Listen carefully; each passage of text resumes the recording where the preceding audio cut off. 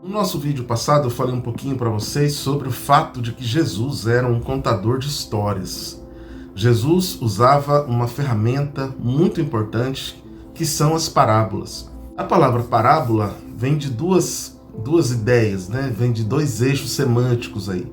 A palavra pará, colocar, e a palavra bolê, que é ao lado.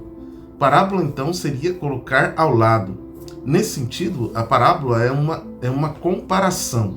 O sentido da palavra parábola é comparar, fazer uma comparação entre uma história do cotidiano e uma verdade que está sendo trazida em forma de ilustração. E eu disse para vocês que Jesus era um hábil contador de parábolas. Ele usava essa ferramenta das parábolas. E é claro, é muito mais do que somente uma história. Existe por trás da parábola todo um contexto importantíssimo que você precisa aprender e entender. Primeiro, o ambiente da parábola ela pode ter pelo menos três eixos. As parábolas chamadas teocráticas. As parábolas teocráticas são aquelas parábolas que têm como fundamento o reino de Deus, que têm como objetivo ensino sobre o reino.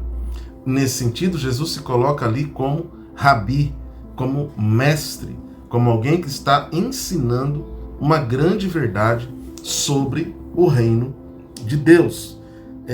As parábolas elas podem ser evangelísticas. As parábolas evangelísticas são chamadas parábolas da graça.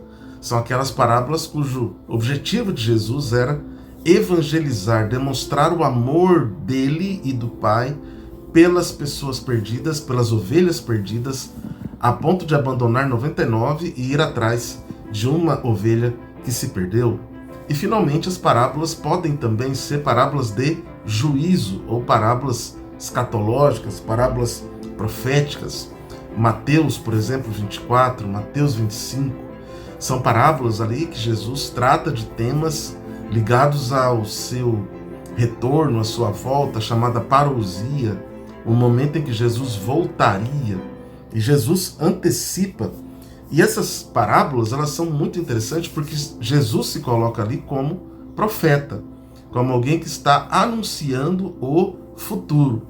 E essas palavras hebraicas, elas são inclusive muito próximas. Uma é Rabi ou Rabone e a outra é Nabi, que é o profeta, o vidente, aquele que antecipa verdades escatológicas futuras.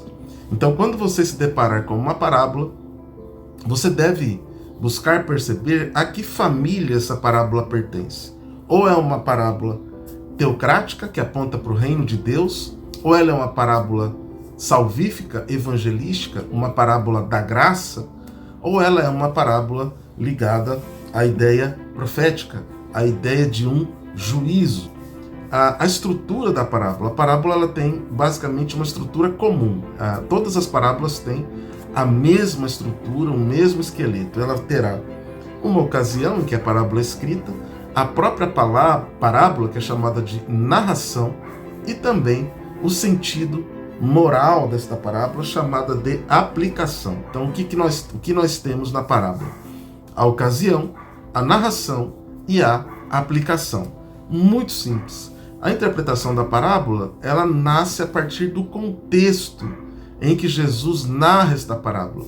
Portanto, o seu início, o seu pontapé inicial para entender a parábola é o contexto em que esta parábola está colocada.